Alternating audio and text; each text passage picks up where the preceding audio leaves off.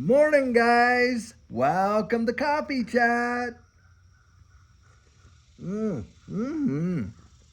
Oh my goodness, do I ever love it. Now, some folks say, hey, oh, David, yeah, you take a sip and your face all crunches up and stuff like that. Yeah, coffee is a bit bitter, to be sure, but that doesn't mean it doesn't taste so good and goes down so great, at least to me anyway. And by the way, guys, I had that first sip with you this morning, and I'll tell you, you know you're important when I'm waiting to kind of do my little shuffling about until I get out here to do this coffee chat to share that first sip with you. But I love doing it because I love the fact that it's something that way in which we can connect as a community. Absolutely love that, guys. And hey, it is Friday. Wow, right there. And of course, Friday means that the weekend's upon us. And guys, the weekend should be for friends and for family. I sure hope that's how you get to spend your weekend. And by the way, tomorrow, Saturday question and answer. And of course, sugar on Sunday coming up. Great words of encouragement. Really, really can't wait to have you guys join us for that. Now, guys, if we ever needed blockchain, boy, is it now. I was reading an article, and I would suspect for a lot of people, this is going to be a big one for them. AT&T has just suffered a major hack, or at least they just reported that they suffered this major hack. And get this, records of all calls and texts for practically all their customers were literally compromised from May 1st of 2022 all the way through to October 31st of 2022 and January of 2023. Now, guys, how is this even possible when you're dealing with a major fintech company like AT&T? How do they not have hardened security to protect all of that data? Now they're saying, well, no identifiable information or SIN numbers, but that doesn't matter. How would you like your phone number and all the records of your calls and your texts to be in the hands of the dark web, where they can literally use it to, eventually connect all the dots, steal your identity potentially, and on and on and on. And yet, how long did they know this and waited until what, 2024 for us to actually get this information almost 2 years later? That's obscene. But the deal is this: if we have blockchain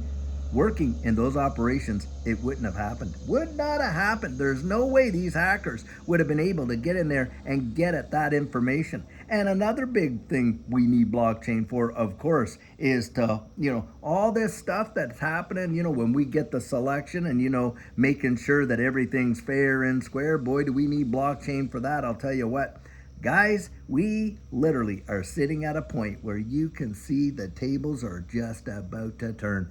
And watch and see if they don't start implementing these higher level security features, because of all this vulnerability and stuff like that. Now, I don't know what compensation AT&T is going to have to throw out there, but my guess is, look, if there was a class action lawsuit by all AT&T customers saying that, hey, their privacy and all of that was completely compromised due to their negligence, boy, I'll tell you, I suspect they'd be ponying up some coin right there.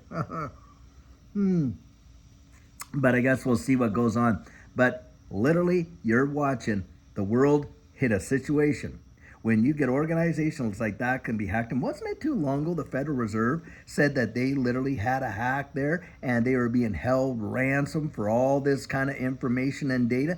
Whatever happened to that? Did you hear about any of that? Did you hear that? Did they pay the ransom? No, we've heard nothing since then, have we? And guys, it's just another example of why I believe they're throwing a narrative out there. They're going to let us know about all these things because I do believe they are going to, like I say, turn the tables, flip the switches, and say, well, we need a much more safer and secure world, and we're going to incorporate distributed ledger technology to provide security like we have never, ever had. In fact, quantum-proof hack is what's going to probably be coming down the road. Wait until you start to hear that language. Quantum-proof hacking, where it's literally, you'd have to be dealing with, it's even better than quantum computing. It would take more than quantum computing to actually deliver the hack. And that's what I believe is going to come down. And for you and I that are literally pioneers practically in this space. Now, certainly, we're not the trailblazers, like I say, we're not the Lewis and Clarks, but we are so early. It is really insane. Now, a lot of us feel like, oh, wow, we missed the boat, guys. Not even close. Do you realize just how few people are genuinely vested in this digital asset space like you and I are as investors. Very, very few. And when you think of the global, landscape of things. And on top of that, the ones that are going to survive, because look, there's tens of thousands, I think some 27 plus thousand of these ecosystems. Guys, I do not believe all of them are going to make it, through this transition. Maybe the top 50, maybe 100 of them, maybe some outliers will get in, but it won't be into the tens of thousands. I absolutely do not believe that. And somebody was making a point there the other day with, I was talking with someone, they were bringing up the point that, hey, listen, because of the fact that there is so many, of these ecosystems and things like that. When when this next bull run comes and things like that, are we really going to see, a lot of them? I mean, if you diluted it all, well, guys, look at, with all the funds that will come in a bull run, not every one of these ecosystems is going to see the same level of appreciating that others. I think the top 20, top 30, maybe even top 40 will see the lion's share. But a lot of these outliers, now there may be one or two, but there's not going to be a great deal of them that are going to get the full flow of that when it starts rolling in. Think about it. A lot of people out there right now are literally being enticed to get into all these various meme coins and this and that. And like I say, they're literally like I was when I first started. Hey, I was like this, and I'm not passing judgment. I'm just, pointing out a fact, an observation. They're sitting there like they're at the fair and they're throwing darts at balloons. Bang, bang. Maybe that one's a winner. Maybe that one's a winner. Hoping to get the prize. Guys, that is the worst way to plan for yourself in this space. And I'll tell you what, that's why I always am out there encouraging folks, look, get educated, educate yourself.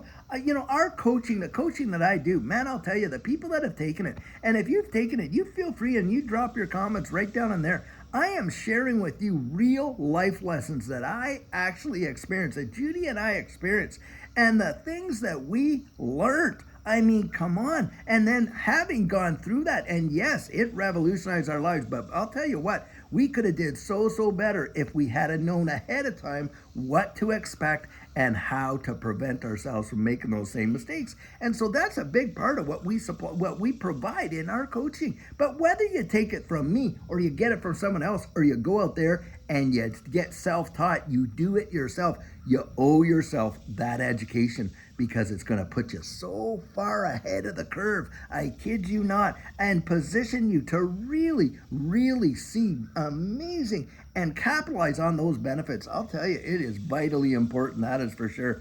Guys, don't sleep on that one, I'll tell you what. Now, having said that, we're seeing so much other FUD coming through this space, aren't we? I mean, I literally reported last night, a guy's article was, stop investing in XRP. This guy that is the head of some other project, isn't that a surprise? I mean, obviously he's not biased, of course. Come on, guys. I mean, we know FUD when we hear it, but that's what goes on all the time. And by the way, having said that, I want to address this too. This guy gets in the comments, and I actually replied to him, and he said something to the effect, just another clickbait title. Guys, I actually have to laugh when I hear this whole clickbait kind of stuff, because think about this. Newspapers, they have headlines, don't they? Why do they throw headlines out there? Well, they want you to read the article, don't they? And hey, books have titles, and you want a book title, just looking at it there, and with no picture, nothing.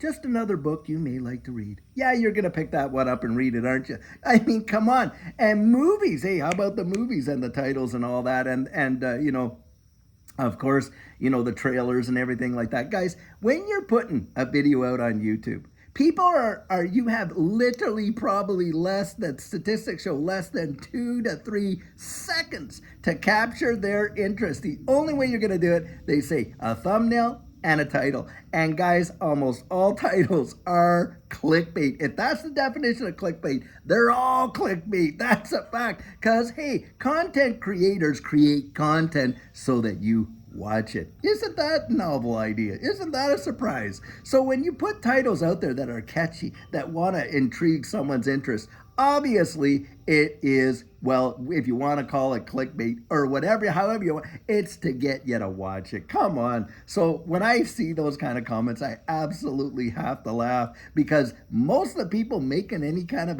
comments against that are people that literally, I think it's even lamer to literally make comments on videos without even watching them. Now, is that not the proverbial judge in a book by its cover? It absolutely is. And we know none of us want that reputation. We want to be, oh yeah, well, I'm a critical thinker. I kind of read the information, looked at and then most of these guys that are doing this, they haven't even spent 30 seconds watching the video. Isn't that something? And how many comments are in there, guys, when we talk about FUD, fear, uncertainty, and doubt, and they're saying, oh, this or oh, that, and they're based literally off the title, not on the content. Guys, you can see right through it. It's a paper bag, I'll tell you what. Oh my gosh.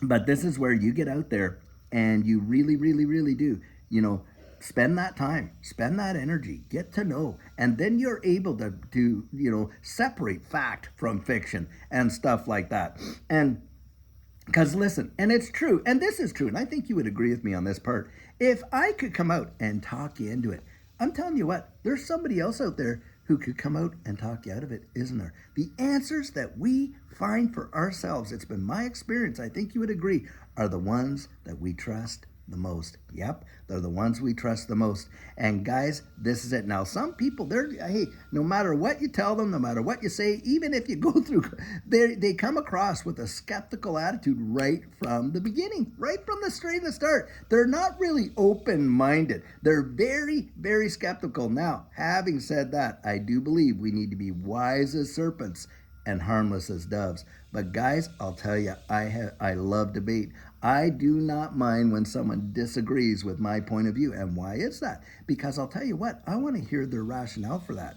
I want to hear their argument. It's, oh, well, I disagree. No, why do you disagree, right? It's called apologetics. What you believe and why do you believe it? Now, most people, you get into a discussion with them about what they believe in this space and on and on and on. And I'll tell you what, within about probably 30 seconds, you can ascertain you're literally hearing verbatim what somebody else has shared or what they've heard on the tube or anything like that. Guys, we need critical thinking. We need debate. It keeps us sharp, sharp, sharp. And that's why I'm always out there encouraging you, go research this stuff for yourself. Yes, I love coming out here and sharing with you my 100% bias. I love doing it because, guys, I really enjoy you and I want to see you make it. I want to see you make it all the way through, right to the end, and literally see a life change in your situation, because I believe one is absolutely coming, just from a historical perspective of how technological changes have happened around the wide world. Look,